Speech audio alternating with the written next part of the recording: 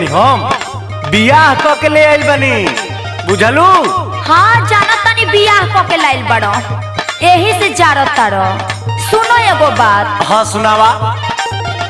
हम तो नहीं हरे रहत रही एसी में। हाँ हाँ एसी में एने देह जरी जाता हमर खेती में।